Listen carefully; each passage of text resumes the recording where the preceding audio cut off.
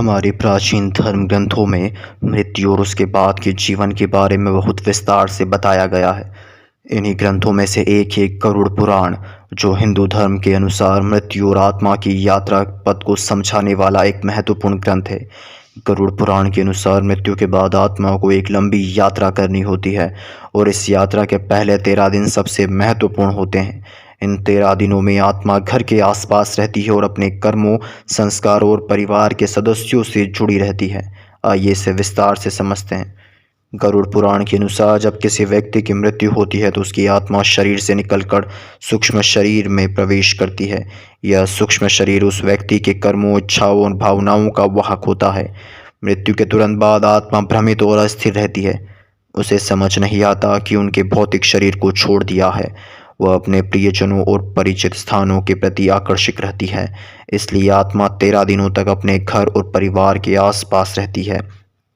गरुड़ पुराण में 13 दिनों के समय को आत्मा की यात्रा का प्रारंभिक चरण बताया गया है। इन दिनों में आत्मा धीरे धीरे अपनी स्थिति को समझने लगती है। पहला दिन, मृत्यु के तुरंत बाद आत्मा को यह एहसास नहीं होता कि वह मर चुकी है। वह अपने घर, परिवार और परिजनों के पास जाती है और उनसे संवाद करने का प्रयास करती है, लेकिन जब कोई उसकी उपस्थिति को महसूस नहीं करता तो आत्मा व्याकुल हो जाती है। दूसरे से चौथा दिन, इन दोनों में आत्मा अपने भौतिक शरीर से जुड़ी रहती है। गरुड़ पुराण के अनुसार आत्मा अपने शरीर को देखती है और उसे त्यागने का दर्द अनुभव करती है। यदि शव का सही तरीके से अंतिम संस्कार नहीं किया गया हो तो आत्मा को और अधिक दुखी हो जाती है। 5वां से 7वां दिन, इस समय एक तक आत्मा को धीरे धीरे यह एहसास होने लगता है कि वह भौतिक शरीर से मुक्त हो चुकी है। अब वह अपने पिछले कर्मों और इच्छाओं का स्मरण करती है और उसे अपने अच्छे और बुरे कर्मों का आभास होता है। 8वें से 10वां दिन, आत्मा को अब यह समझ में आता है कि उसने अगली यात्रा पर जाना है, लेकिन अब उनके परिजनों और घर के प्रति मोह बाधा बनती है। इसलिए परिवारजन आत्मा के लिए पूजा पाठ और पिंडदान करते हैं ताकि आत्मा को शांति मिले। 11वां से 13वां दिन, 13वें दिन आत्मा अपनी अगली यात्रा के लिए तैयार होती है।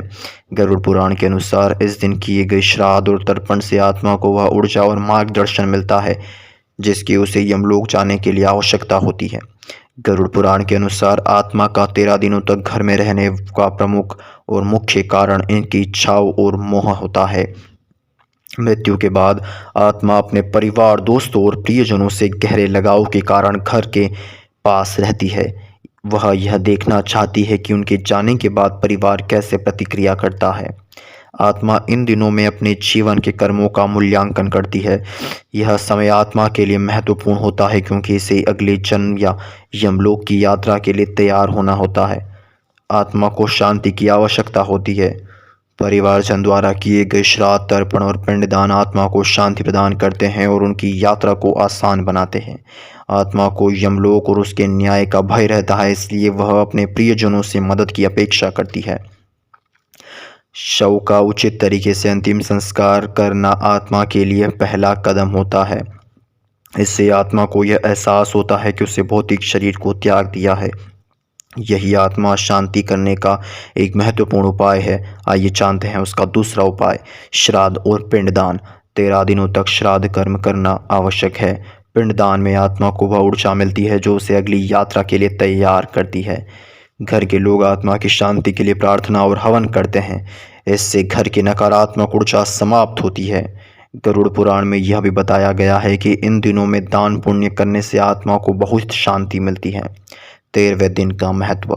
13वां दिन आत्मा की यात्रा का सबसे महत्वपूर्ण दिन होता है। इस दिन परिवारजन श्राद्ध कर्म और तर्पण करते हैं। पुण्य के मार्ग पर, यदि आत्मा ने अपने जीवन में अच्छे कर्म किए हो तो उसे स्वर्ग का मार्ग मिलता है। यदि आत्मा ने पाप किए हो तो उसे नरक का मार्ग मिलता है। इसलिए परिवार के लोग 13वें दिन आत्मा के लिए प्रार्थना करते हैं कि उसकी यात्रा सरल और शांतिपूर्ण हो।